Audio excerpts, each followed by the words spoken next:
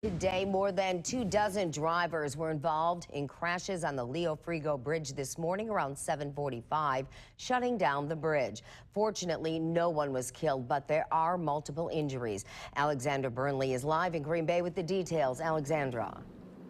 More than 30 vehicles were involved in this crash. Now, this started as one multi-vehicle crash, but then spiraled into more vehicles getting involved in crashes on the bridge. Now, you can see in some of this video, there is a city bus on the bridge. City buses were sent onto the bridge to keep uninjured crash victims warm while police took video of the scene and processed each crash.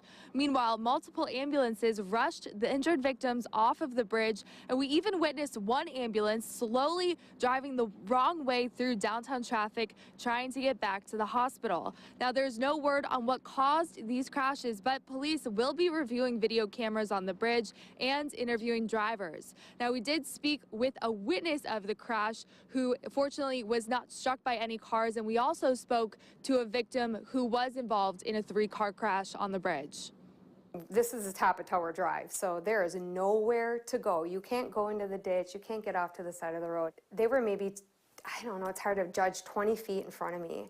And I remember thinking, how am I going to stop and not hit the car in front of me, but at the same time make sure the guy behind me doesn't rear end me and push me forward too. I was driving, I had just gotten over like the tallest point of the bridge, and I just looked in front of me. I was in the far left lane and saw brake lights, so I started to slow down a little bit.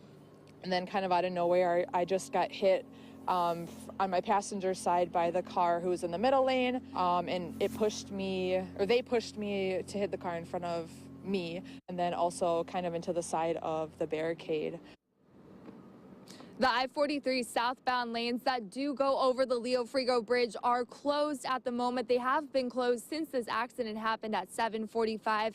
Police say that it could be a few more hours until it's back open. They will let us know when they reopen that part of the bridge. We are live in Green Bay. Alexandra Burnley, Local 5 News.